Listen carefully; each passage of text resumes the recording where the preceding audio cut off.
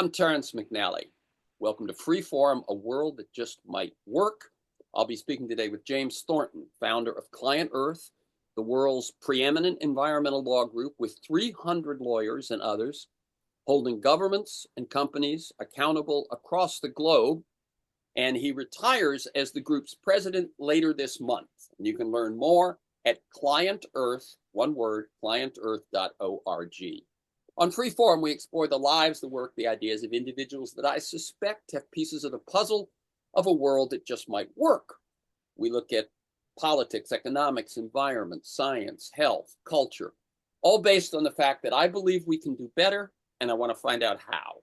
The show streams weekly on the Progressive Voices Network on TuneIn.com, and podcasts are available anytime, anywhere on Apple Podcasts, Spotify, most major podcast sites, and at my site, terrencemcnally.net, TERRENCEMCNALLY, all one word, .net. It has been 26 years since I last recorded a conversation with today's guest, James Thornton. So we're both older, hopefully wiser, and it means we've been at our current work for a long time. I've recorded over 750 conversations like this one, looking for a world that just might work. And James has done a bit more than that. He's written several books and founded and led an organization that has used the law to serve the environment and confront the challenges of climate change in countries all over the world.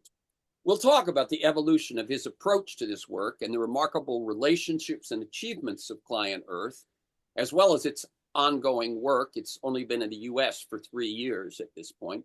So I'm not going to go into a lot of that in the introduction, as I often do, but let me just say that what I learned in a recent presentation by James and the leaders of Client Earth USA gave me hope, something that can feel all too endangered these days. And I recommend you stay tuned if you could use a bit of the same.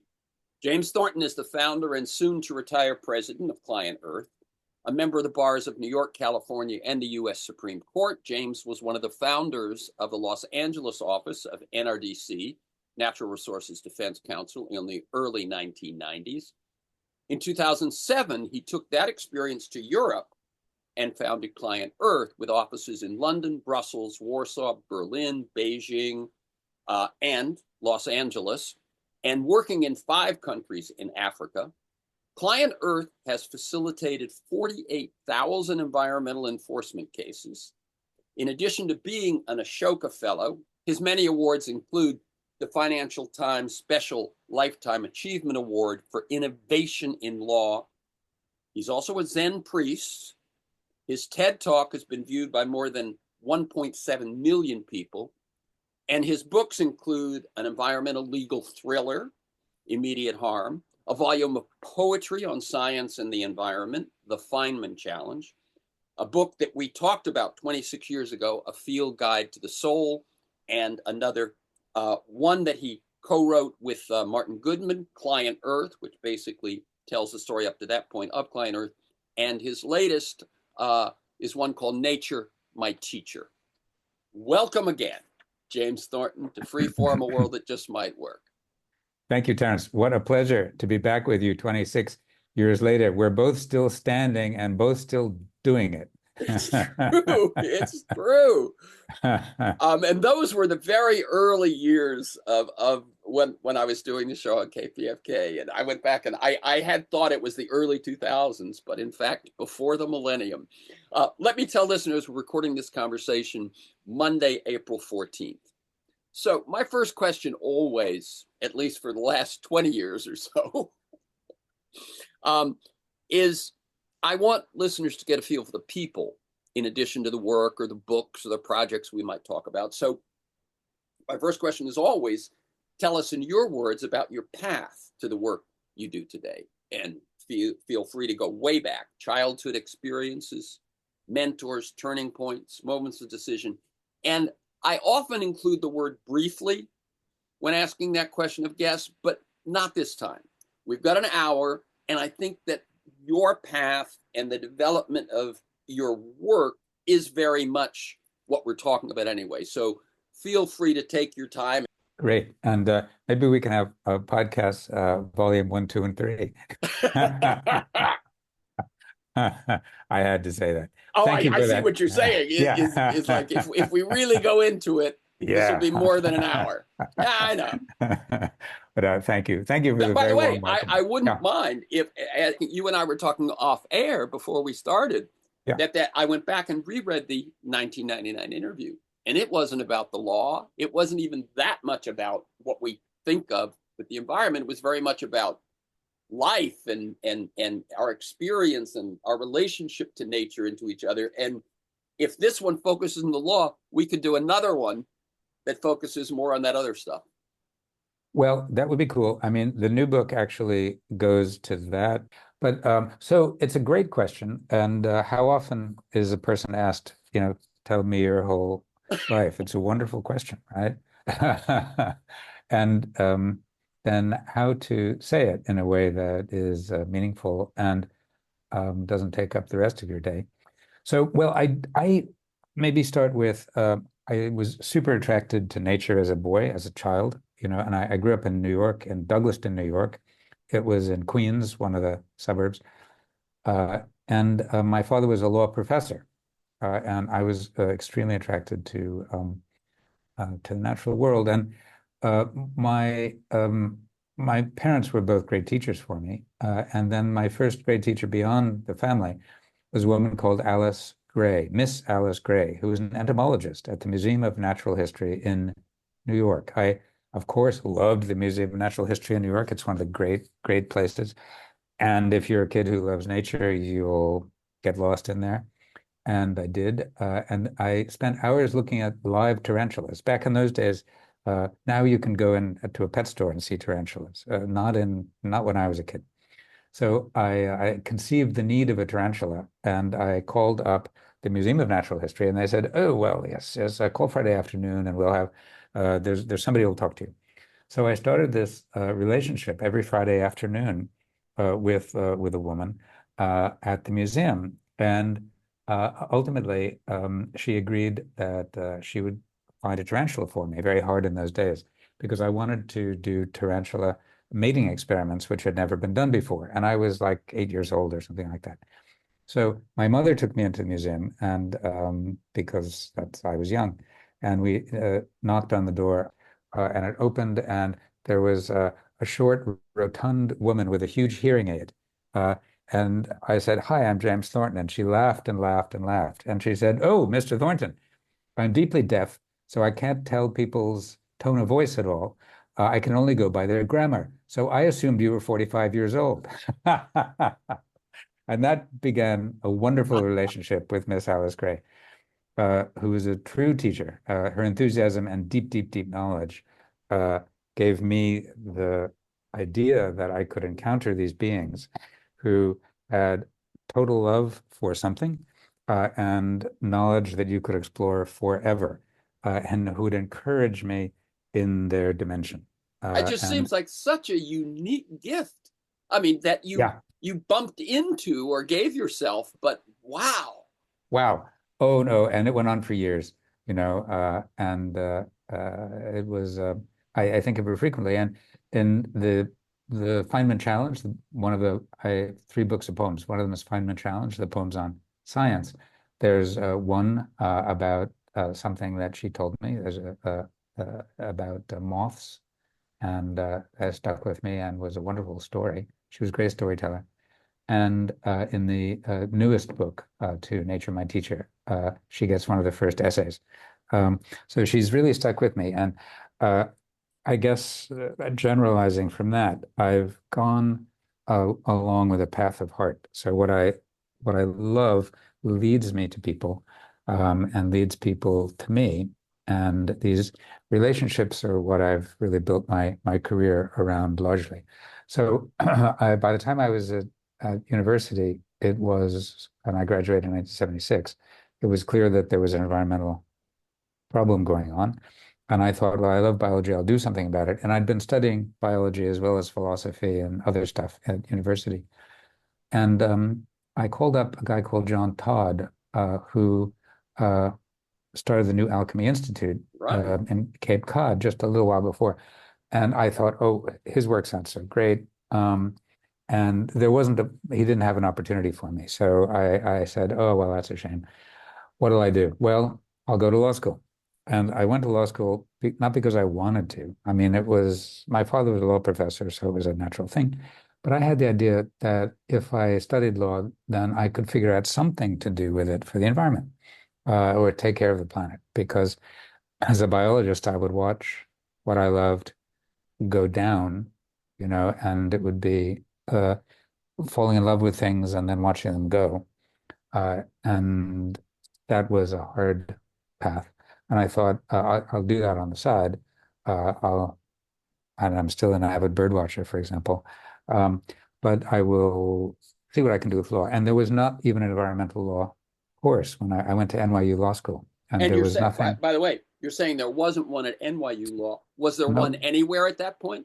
not as far as I know. I wouldn't think so. In 1976. Yeah. Uh, so I studied law, and then in my third year, they at NYU they had clinical programs. That is now typical in law schools all over the world, actually.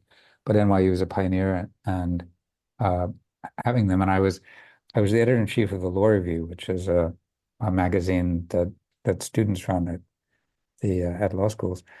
And one of my editors came in and said, in the second half of my last year, said, James, hey, there's something you've got to do. You've got to sign up for a clinical program with NRDC.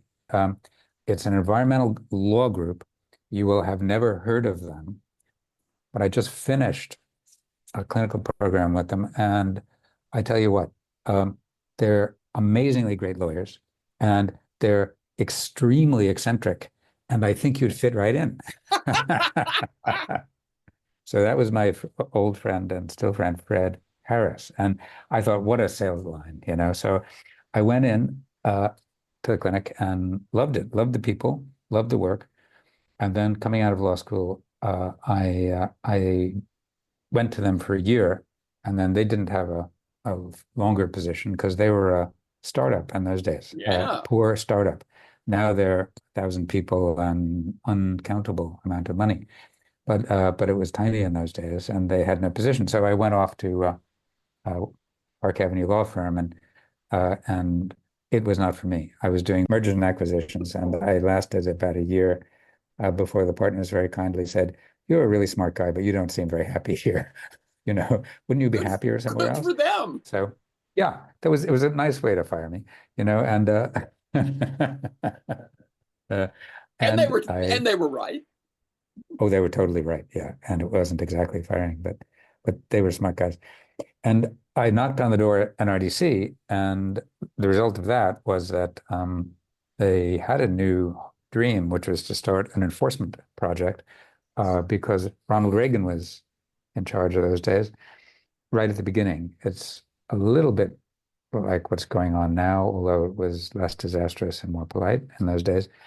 But he decided they weren't going to enforce the environmental laws. They couldn't get rid of them, they thought, but they decided they wouldn't enforce them and thereby accomplish the same things because they also told polluters that they wouldn't enforce them. So we had the idea that some laws, anyway, could be enforced by citizens. So nobody had done it before. But what if we set up a little project with one lawyer and one chemist and one what we called secretaries in those days, uh, and that was me as the lawyer. And I had some senior advice from a couple of great lawyers at NRDC, but I had never brought a case in my life before. And I thought, well, okay, we'll do this. And then within 60 months, I brought 60 cases against water polluters, including the biggest steel company in the world at that point, Bethlehem Steel. And within the next couple of years, we won all of those cases and did a whole bunch more and embarrassed the government to start bringing cases again. And those were the days when one could embarrass Right. the government. That is a difference between Reagan and Trump. Yeah. Well, it is. And it was very interesting because the first administrator of the U.S. Environmental Protection Agency was a Republican who'd been a governor called Bill Yeah. Ruckelshaus, a genuine genuine good environmental man. Yeah.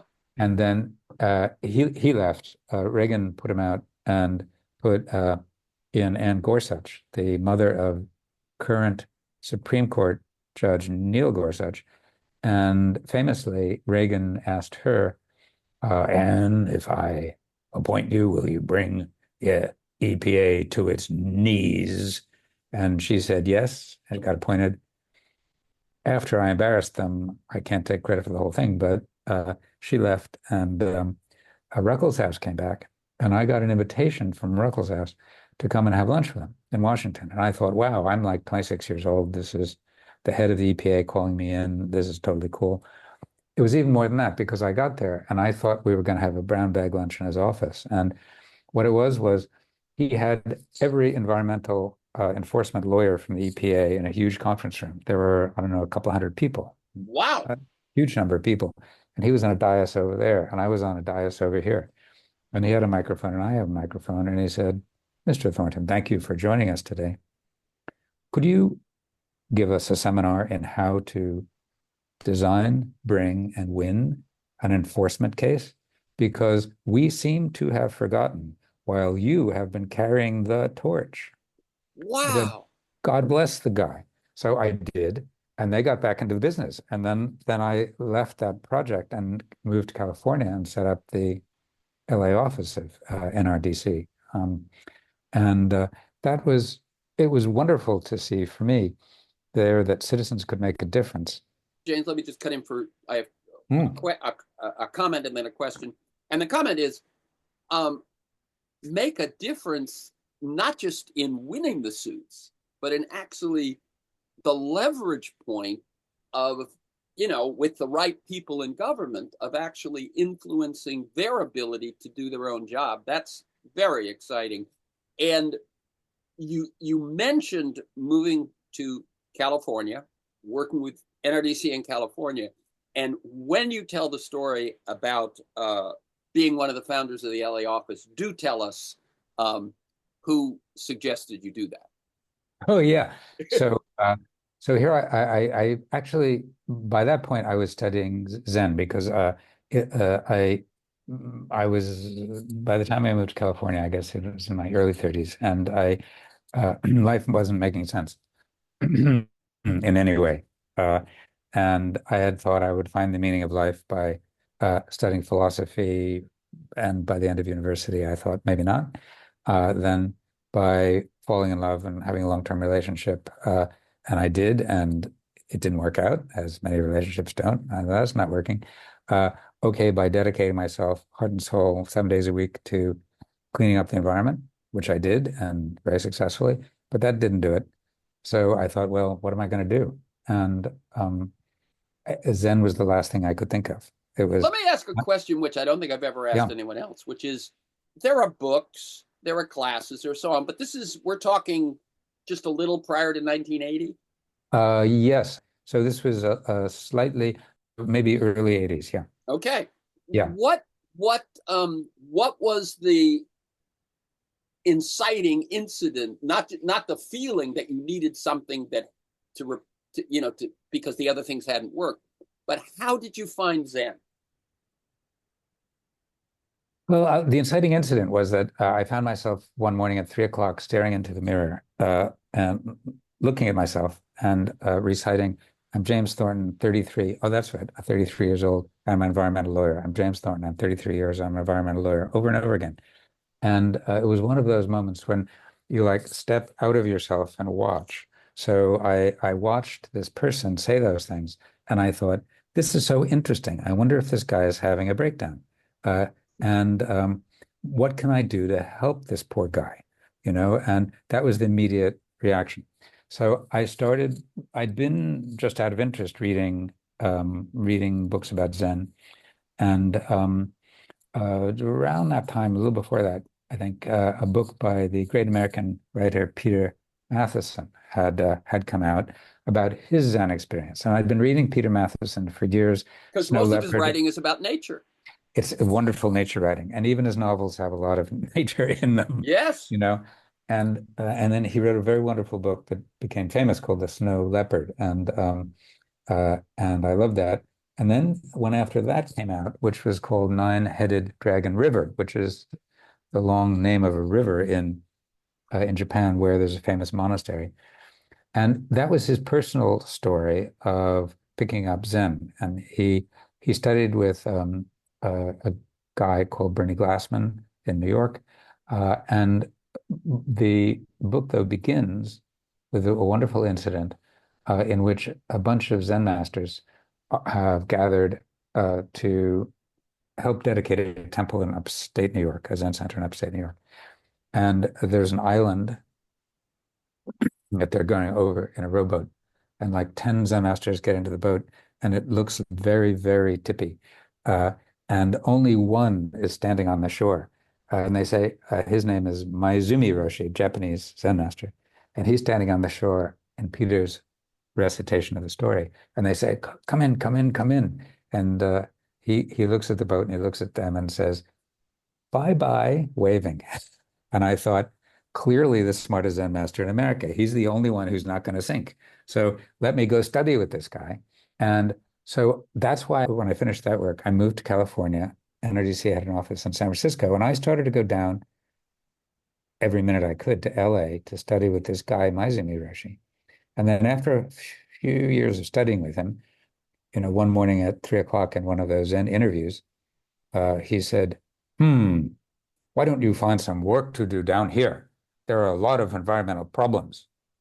And I thought, wow, okay. And by that time, I knew that Sierra Club Legal Defense Fund, now called Earth Justice, had tried and failed to set up an office. And the Environmental Defense Fund had tried and failed to set up an office in LA. So I knew it wasn't easy. But he was my teacher and I loved him. He was another great teacher for me. And I said, okay, I'll try. So that was the origin of the LA office of NRDC. My Zen teacher, Maizumi Roshi, saying there's a lot of environmental problems. Why don't you come here and fix them? So that's how it worked. And I thought, what am I going to do? NRDC said, we'll give you 12 months of salary, but no other help. You've got to figure it all out. We have one name you can go and talk to, a lady, a wonderful woman called Liz Mandel. But they said, we're not going to be fundraise. You're going to have to raise all the money. You're going to have to come up with the program, and you're going to have to hire everybody else. I wonder if they had a deal with the Roshi, I don't know. I don't know. Now, his Zen center needed fixing up. I think he would have done a better deal.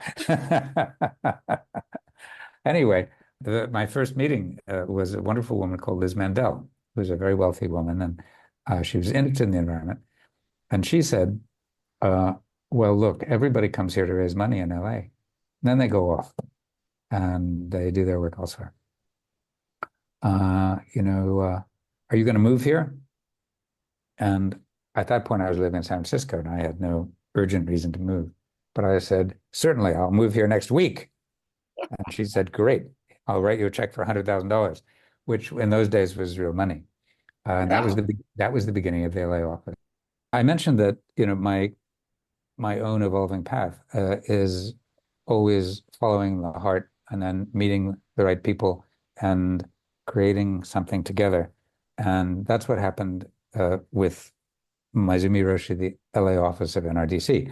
No one working there now other than one of my partners in setting it up knows that story, I guess, but he does. There are several chapters in between, but the next big path of heart takes me to the UK, where so the man who'd become my husband had lived on and off with me in Santa Fe, but couldn't stay. It wasn't easy for gay couples at that point to live here together. So I moved to the UK and I had an Irish passport.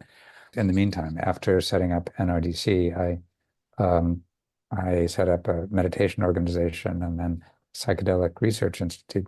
But I wanted to get back to using law for the environment because things weren't getting any better. And those other things, the meditation for activists and then the psychedelics, I was meaning to open up psychedelic medicine and I was meaning to give a path of non-burnout to environmentalists. And it was all quite consistent for me. So it's it has to be a full dimensional work, and I was offering new dimensions to people with meditation, and then hoped to help create psychedelic medicine, and because that I thought would allow people to have experiences that would ease their dying, but also for the living to connect with the natural world and be motivated to have a larger perspective. Let me cut in for 1 second just to share. You were saying before how you reached out to John Todd, but there was no opening at that point. Mhm. At about that same age, when I was 73, so I was 25, I reached out to Stanislav Grof, Oh, right. Okay. who at that point was doing the psychedelic research with terminal cancer patients Yeah.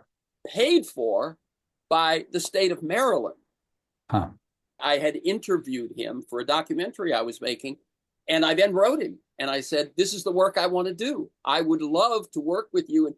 And I did not get a return answer until 6 months later, when the state of Maryland just sent me a short note that said he was no longer Okay. Right. no longer being funded by the state of Maryland, and they weren't sure where he was. But when you were telling the John Stott story, I went, wow, I mean, there Yeah. we are, kids looking for mentors and big dreams. Go ahead. No, that's really interesting. Well, that happens to me now at Client Earth all the time, and I'll get back to the Client Earth journey. But we're young, brilliant young lawyers from all over the world. Um, Say, my dream is to use my talents to save the environment, and there's no place else to do it. But Client Earth is a shining beacon. Let me join you. So we've moved there, and I discover there are no lawyers working for the environment in Europe, pretty much, just none. Big surprise. Not in the UK, not in Brussels. There was not a single lawyer on the side of the environment. There were a lot of activists and policy people, but no lawyers. You discovered that, but then you must have also kind of wondered why. Why was it that the US had it happening and they didn't? Well, it's a great question, and for me, the answer is that we needed a civil rights movement in the United States because of the suppression of Black people, and they didn't have that in the EU. They didn't need it in the EU. So what you had is you had lawyers get involved to defend the rights of Black people in the civil rights movement pretty early on. Paid a lot of that was paid for by the Rockefeller Foundation. And then the Rockefellers and then another American foundation called the Macintosh Foundation saw the value of that. And then when the environmental movement started up, they thought, aha, this is going to be as controversial and difficult in its own way as the civil rights movement was. They need lawyers. So these two foundations were the earliest funders of lawyers for the environment. And of course, it turned out to be very powerful and helpful. So right from the beginning, almost right from the beginning, you had lawyers involved in the United States, but not in Europe because they never went through that same evolution. Thank you. Thank you. Yeah. Yeah, that makes Yeah. sense. And so I got there and I was amazed, or as they say in Britain, gobsmacked, that that there just weren't any. And I thought, wow, great policy people, great activists, but it would all be so much more powerful if it was in the mix. We had Yeah, if they had this tool. Yeah. Yeah. So it took off like wildfire when I set it up. And about 3 years in, we hired our first Italian lawyer. Now I think we have lawyers from 33 countries, something like that. And he was a super smart young guy. And I said, gee, I'm just curious why you could do anything, and why did you join? How did you find out about Client Earth? And he looked at me like I was an idiot and said, what do you mean, how did I find out about Client Earth? We study your cases in law school. And I thought, really? This is only 3 years in, and you're in Rome in law school, and you're studying our cases. So I thought, wow, this is taking off fast. And then it grew very quickly. In the early years, we doubled every year. And until now, as you mentioned, we're 300 people, about 150 of them lawyers. And you missed a couple of offices. We also have one. I got it from a list, but even as I was reading it, I knew it was out of date. Well, there, with Client Earth, there could always be a new office since yesterday. So there's one in Madrid as well, and the newest one in Asia is in Tokyo. So That's what I now it's figured. both Beijing and Tokyo, and I'm sure there'll be another, in one of the ASEAN countries. Um, that's my hope pretty soon. But so again, the work there took off very fast. And what I was doing was bringing the intellectual DNA of the American practice of environmental law into these very, very different cultures. And big question, would it work? No one had ever done it. I'm not a lawyer, but it's my sense that the U.S. is the most litigious society on the history of the earth. And so that question of would what we do in the U.S. work here is not just an idle one. Well, that's right. And I was often confronted first of all, in England. I started in England and became an English lawyer as well. So I would propose that we do these things, and people in environmental groups would look at me and say, "Well, that all sounds very good, but you're a you're a hyper-aggressive American." That phrase was sometimes used, that phrase, and one of them, who was a very senior person at WWF, World Wildlife Federation, said, well, we don't do that here. We're very polite people, and we have conversations and solve things. And I thought, really, that's why there are no environmental problems in Europe. You've really solved them all. And then I got to Brussels, which is like the Washington, D.C. of Europe, of the EU. Right. All the countries go there and they make the laws, and then the laws The come back. Parliament of the European Union is there, etc. Yeah, very much like the Congress of Europe, as it were. And I went there, and I was just at the beginning. You're always eking out. It's a charity, right? So you're always begging for money. But being a Zen priest, it's normal. The begging bowl is comfortable. So I go begging for money to start things up. And I finally got the money. So I had like 3 lawyers with me in London, and I got money for 1 lawyer in Brussels. And she's very brilliant, and she's still there. And she was really young at the time. And she and I went to see the chair of the Environment Committee in the Parliament of the EU, and explained what we wanted to do, and we wanted to give legal support to not only the NGOs, but also to the good guys in government, so that we could help him write good laws, and we could help the Commission with the enforcement of these laws. We knew how to do all this, and there were no lawyers on the side of citizens doing it. And he said, wow, music to my ears. Look, I'm the chair of the Environment Committee in the Parliament in Brussels because I'm on the side of the environment. That's why I'm here, But here's what happens. We are not lawyers in the Parliament, and we have almost no lawyers even in the Parliament to help us. I only get a few hours of legal help every year, and we're writing all these laws. It makes no sense. So here's how it works. So I'm the chair. We have a proposed law.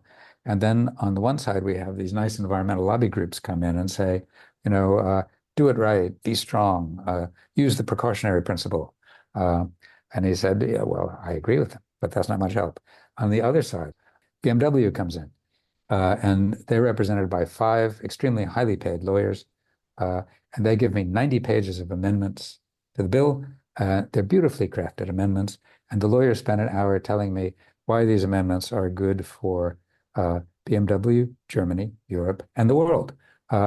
And so he said, on one side, you have all of this heavyweight, nicely done stuff. And on the other side, you have all of these airy ambitions. And so there's no parity. If you'll come in and oppose the lawyers for industry and help us, we'll be in much better shape, and we'll be on a level playing field. So we've been doing that ever since. There are now like 60 people in Brussels doing all of that and supporting the right laws and supporting the European Commission when it does the right thing.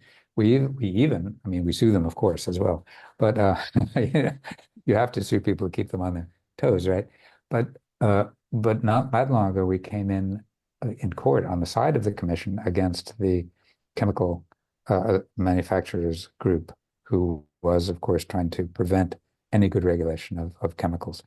So you used a very good word earlier on, leverage. Where's the maximum leverage? How can you move things? And then the next big leverage point for me was in China. So I got invited to go to China by the Supreme Court of China. And Uh, when was that it's decision? around 12 years ago. And by then, there was a client Earth reputation in Europe. So, and people knew about the work, and the work was going very well. And, we had brought a bunch of cases. And the first case there, I had to demonstrate that you could bring cases like in the Reagan administration. It was very similar, that you could bring cases under EU law as a citizen group and win and make a difference. So we did that with air pollution. Nobody had ever enforced the air pollution laws in Europe in any significant way. And according to the commission, 400,000 people were dying early of air pollution every year because of all the diesel cars and coal-fired power stations. So amazingly, the air pollution was much worse in Europe than it was in LA. In the UK, then we brought a case, we won it, went all the way up to the Supreme Court, uh, got the first environmental injunction out of the Supreme Court of the UK. And then we took it to the European Court, won there, which allowed us then to enforce this law all across the EU, and immediately went to Germany, the heart of the German motor industry, where they made all the diesels, and Stuttgart, Dusseldorf, Munich, the heart of Mercedes, BMW, Porsche, and Volkswagen, Yeah. and won those cases and got judges to ban diesel vehicles from coming into the center of the cities, which freaked the German motor industry out, but meant that within the first year after those victories, that the sale of diesel engines went down 25% in Germany. Uh, that's beautiful leverage. And my hope at that point, too, was that we were teaching them a useful lesson in terms of where their industry should go, because I knew that the Chinese were way ahead of them on electric cars. And I knew from talking to them that they were going to stay addicted to producing diesel engines for as long as they could, because they were really good at it, and it's all comfortable and nice, and they made good money, and they were never going to get off that until they were totally slaughtered by the Chinese. But if we could drive a wedge in there, we would give them the incentive to move faster. And they did. They're still being slaughtered by the Chinese. Right, right, because the Chinese didn't stop moving. That's right. They But had a head start and they didn't stop moving. They were comfortable exactly. and would have allowed themselves to be not destroyed, but really blasted. And Yeah. by making them uncomfortable, you actually help their survival and growth. That was the interesting win-win for me, because we cleaned up the air hugely.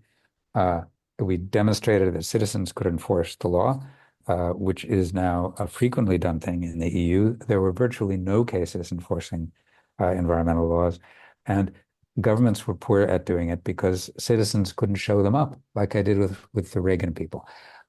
In Europe, people are still polite enough to be embarrassed. So everyone is doing a better job now, because we started this revolution really in using the law and enforcing the law. And then you get these good consequences, like impelling the German motor industry to modernize.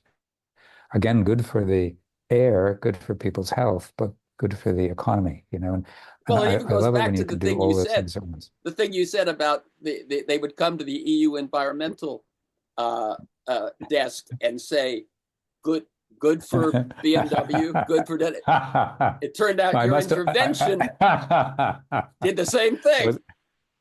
I've never seen that, and that must be what spurred me. That was great. But then, so then I get invited to Beijing, and Yes. by then we've demonstrated that this is possible in Europe, and of course I'd done it in America earlier than that. So I get invited by the Supreme Court because they say they are writing a law in China to allow uh, environmental groups, citizen groups, to sue polluting companies, including those owned by the state. Wow, right? So of course I have to take the invitation and go. And there I looked at it, and they had pretty decent laws, but they weren't being enforced. My first trip to Beijing, I'm in a conference room with three Supreme Court judges, the head of their environment committee, and the number two person at their EPA. And they've asked me to give them a seminar on how to write the law that will be effective. And I asked them, why me? And they said, well, we've looked around and you're the only person who's done this on two continents. So you must know what a system would look like if it is actually going to work. And I said, well, of course I do. And there are six things you must do.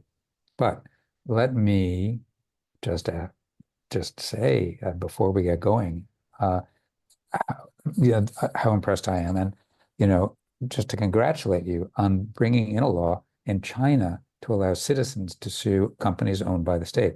You know, it's revolutionary. Um, and this lead Supreme Court judge put up his hand and said, "Mr. Thornton." And I thought, ah, crap, 10 minutes into it, and I've already been a bad visitor. And he said, Mr. Thornton, revolutionary is a big word in Beijing. And we laughed, of course. The revolution is Mao's revolution. It's a big word. So he said, but you're right, it's a big change. Let's call it a sea change. And so I thought, well, I can work with these people.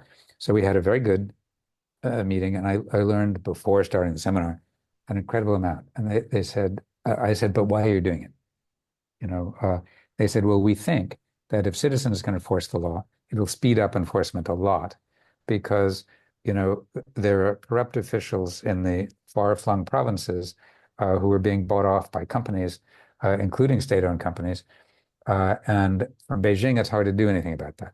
But if we have local people allowed to bring cases, so one of the things that came out of my recommendations was that we can do that, but the local citizens could bring cases in Beijing, not in the provinces, so Ah, they wouldn't get whacked. So these things are very important, right, to look at. judge Anyway, shopping. in a very useful way, and it's Yeah. working. It works. So anyway, I said, so well, why are you doing this big change? So I get that citizens are affected, but what's really the thought behind all of this? And they said it's really simple. Our air is polluted, our water is polluted, our soil is polluted, our food is polluted. We're really aware of this. Citizens in China are totally on top of this and really upset about it. So we need to do something about it, and we need to be seen to be doing something about it, or harmony may break down. And what that meant for them, I learned later, was uh, always been a centralized culture. And when harmony breaks down, it's some form of chaos and revolution, and millions die. And what they said is, on our watch, we must do the following. We look back 2,000 years, uh, and we look forward 2,000 years. And it's our job today to take all the steps necessary so that people here are healthy in 2,000 years. Good work, good air, good water, good food, good economy. That's our job. And I thought, wow, first of all, am I called in to talk to the Supreme Court in London or Paris or, God help us, DC. Washington? Yes. Yeah. But this 2,000-year planning horizon, and they're very sincere about it. They really mean it. And they said, the environmental problems come from the fact that our intention was to bring up the largest number of people out of poverty in history, and that we had over 500 million people in dire poverty, and we succeeded over the course of the last 40 years. But we destroyed the environment while doing it, and it was purely out of ignorance. Now our chief priority is to restore the environment. So we wrote the law. I went back 3 months later to see how they were doing, and I had sent them a bunch of recommendations, and then I'm meeting with the judges in the Supreme Court building, and they say, before we get going, we want to tell you that we loved everything you sent us, and we wrote it directly into the Chinese law. Amazing. Uh, I put my hand on my heart and I said, Your Honor, not every meeting starts like this for me, and then we had a laugh. Again, we started with a good laugh, and they have a wonderful sense of humor. It's wonderful. Human connection, very easy, direct human connection. A quick, stupid Yeah, question. yeah. How are you guys dealing with language? Oh, like in that meeting and in the prior meeting that I described, we had Because simultaneous humor is tough. humor is tough, but we had simultaneous translators. Uh, but even so, humor is tough. So, but we gave space, you know. Hmm. Oh, And, thank you. I just want to be able to yeah, sort of yeah. picture it and see what. No, you're Yeah. right. And it requires, in such a situation through translation, it requires both parties to be open and wanting to connect. Right. And then Right. you can do it. And you're right to point it out, because then I thought, wow, these guys are open and want to connect, you know. Um, and in this, so then after saying, you know, we used your work, he said, now what do you want to do for China? What's next? And I said, well, when I was last here, I discovered that China had just made 3,000 specialist environment court judges, which exist nowhere else in the world, pretty much. There's only a handful around the whole world, none in the United States, who only hear environmental cases, almost none in Europe, some in Australia, but it's very rare. They had made 3,000 because they wanted to push, push, push, push, push, and bring environmental enforcement up to the level of first world. So I said, well, those judges need to be trained. And the Supreme Court judge said, you couldn't be more right. Will you train them? And I was the head of a relatively small NGO, you know, and of course I'd never trained a judge in my life. So I said, of course, uh, where shall I start? And he said, with us. And I said, with the Supreme Court. And he said, yes. And I said, okay, what do you want to learn? And get this. So we're talking about the Chinese Supreme Court, and we only hear bad stuff. And look, there's a lot of bad stuff to say about human rights in China, and I'm not here to defend any of that. You know, it's only, but on the environment, they have this very enlightened perspective. So he said, we want you to come back. You're an expert on climate litigation, and come back and give us a seminar on the best climate cases around the world. And I said, well, gladly, but why? And again, get this. See, he says, because we have decided that we want to decide some of the best climate cases in the world in China. Wow, talk about pushing the envelope, you know? So I did, and of course I brought other professors with me. And that turned into now training and setting up an office. So they told me who to hire to set up an office, who was the head of the EU China program, whom I did. And he's there running this office now of 15 people in Beijing. And we've trained by using judges and prosecutors from around the world, 1,500 Chinese judges. And the prosecutors came to us a year later and said, the judges love what they're getting. Would you train us, the federal prosecutors of China? Um, and I said, to do what? And they said, well, to sue all polluters. And I said, you know, this includes state actors. And they said, absolutely. So here I am, and it feels again like a science fiction movie. Right. And so I was there a little more than a year ago. And into the office comes the head environmental prosecutor. And there weren't any when we started. And then they Right. created a whole division. And the head of it comes newly appointed to say, well, I'm coming to honor you and thank you for bringing environmental prosecution in the public interest to China. Yeah. And at a dinner later, they said, the you know, we really need to remark on this, that bringing environmental prosecution in the public interest to China is something that will still be having impact in China in 1,000 years. And my heart melted, you know, on my tombstone, that's enough, you know. But then he goes on. It's never enough when you're there. I mean, it just keeps going and going because they're pushing harder on the environment than anyone in the world. So he says, okay, now back in the office, look, here's what we've done since your team started working with us, training us. We've been bringing these cases, and we're disappointed in the number of cases we've brought. But here's what we've done. We have successfully completed only 400,000 environmental cleanup cases. 400,000. I mean, in the history of the United States, have there ever been 400,000 environmental cases brought? I'm certain the answer is no, or And in the and and and EU. and just so people, this is in how many years? This is in a very short time. Well, that's like 4 years. Yeah. Yeah. Okay. Yeah. So it's like 100,000 cases a year, you know, and and they do cases like we do. So you find the polluter, uh, you know, you put the file together, and the prosecutor then, you know, contacts the polluter and says, this could go two different ways. uh, you can either agree to do everything we want to clean up, and we write it in an order, and it goes to the judge, and it's enforced by the judge, or you can fight, and then we'll take you to court, and we'll win, and it's going to be much, much worse for you if you force us to take you to court. So they settle almost all the cases. But what that means is that they can do this high volume of cases. And American prosecutors would do exactly the same thing, or that's what I did, exactly the same Right, thing. right. When you said bringing the ability of citizens to sue even state-owned companies, sue the government, and so on, it strikes me that they're not just talking about on the environment. In other words, my guess is that because they felt that need to improve environment and reached out to you, that it actually changes the way law functions in China on other issues as well. Am I right? Maybe not yet. Okay. But you made a very powerful point. And It's the camel with its nose under the tent. certainly there are many who hope this will be the case.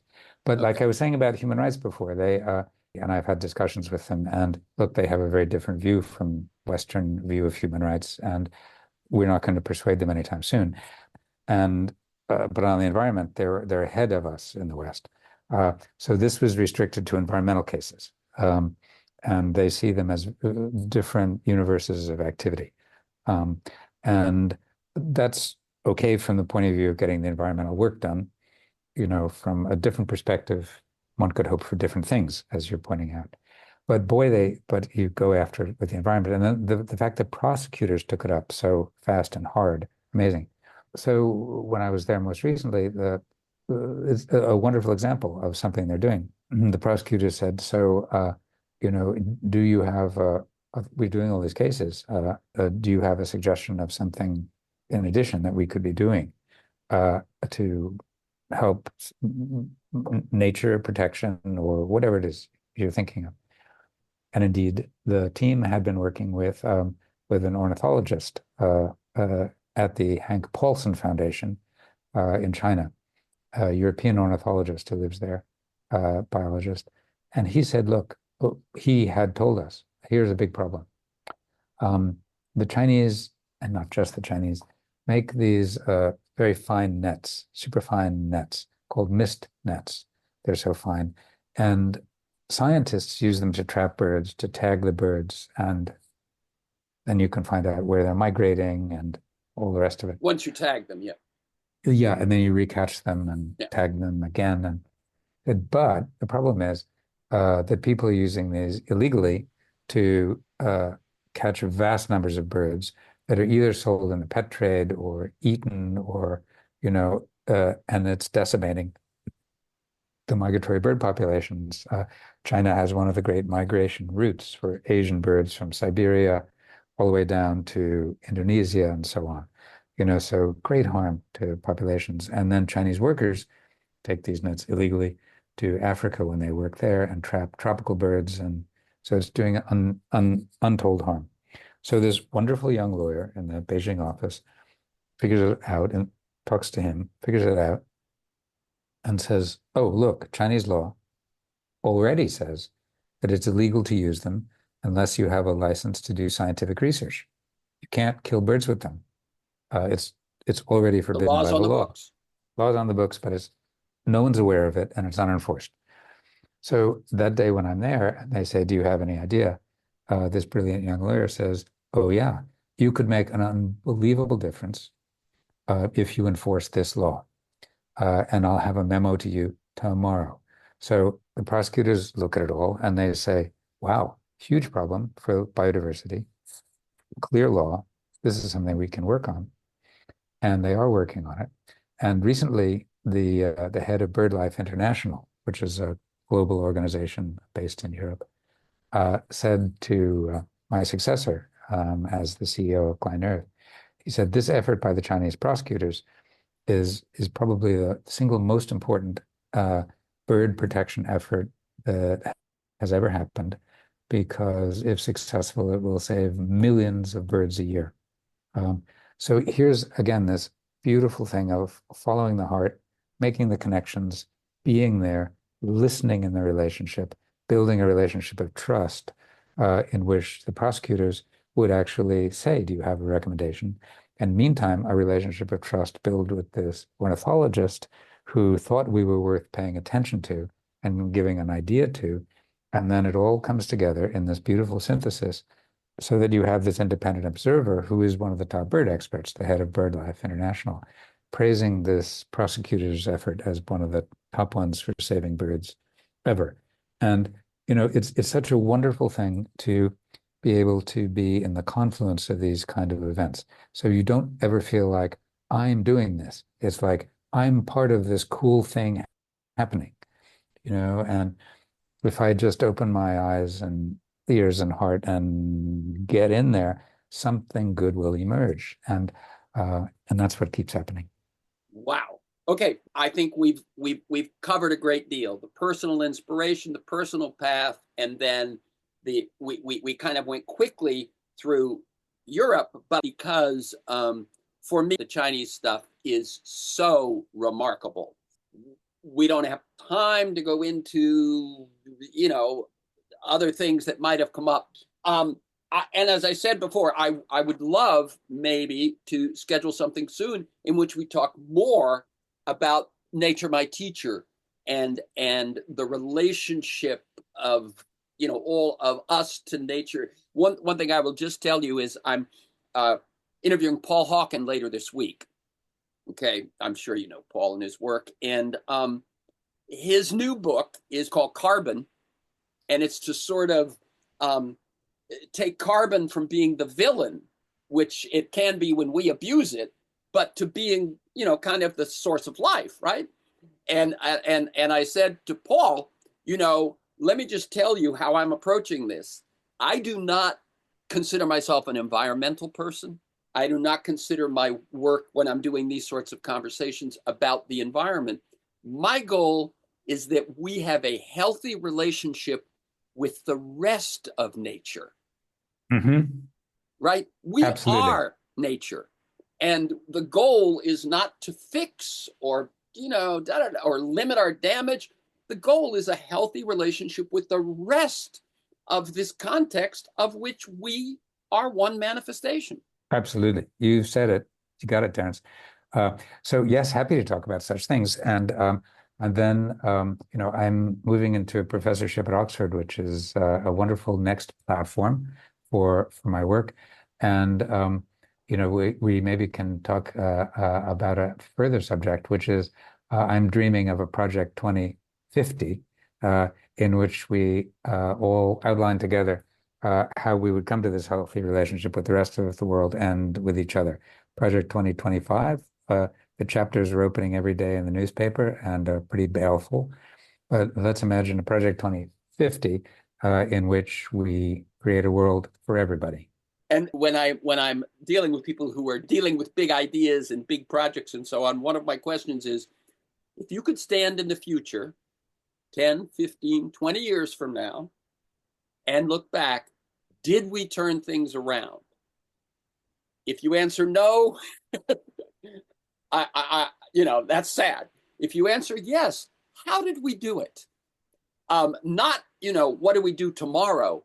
But when you look back from the future, what was that amazing thing that happened in 2028? And what was that thing and so it brings the imagination into the conversation. And, it sounds like that's very much in sync with Project 2050. Well, it surely is, and we'll when we get to that, we'll talk more about China because China has this vision.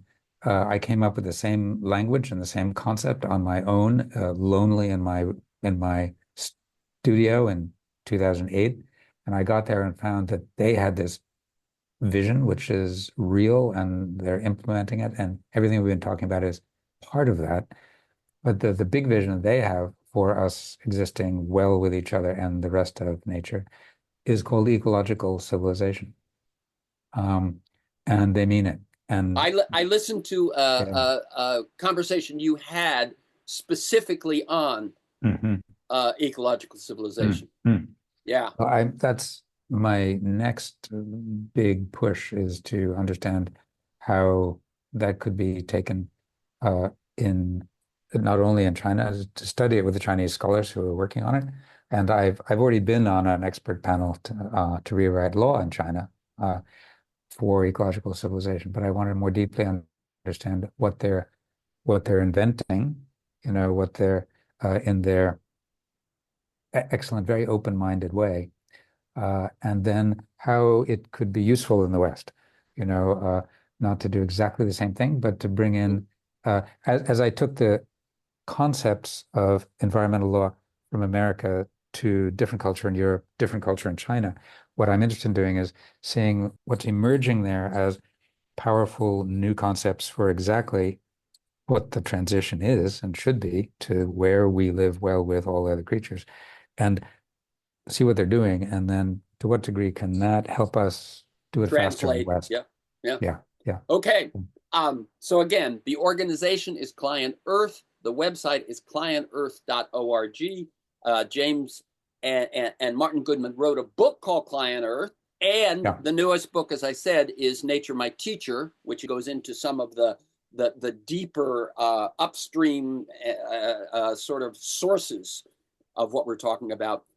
For this conversation and many other interviews and articles, to join me in pursuit of a world that just might work, go to terrencemcnally.net or aworldthatjustmightwork.com. They're the same website. If you want to get my weekly email announcement telling you who's going to be on, what we're going to talk about, and usually links to 10 or 15 articles to flesh out the conversation, email me at TEMcNally, TEMCNALLY @mac.com.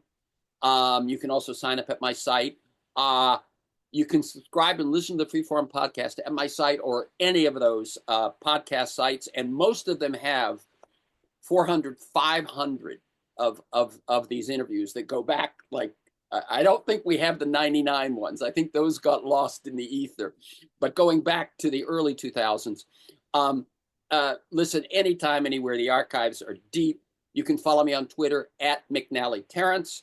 Thanks to Keanu Willems in production, George Vasilopoulos of Progressive Voices, and most of all, you, my listeners, please share this podcast widely. And finally, thank you, James Thornton. Keep up your good work. Thank you, Terrence. What a pleasure. Absolutely.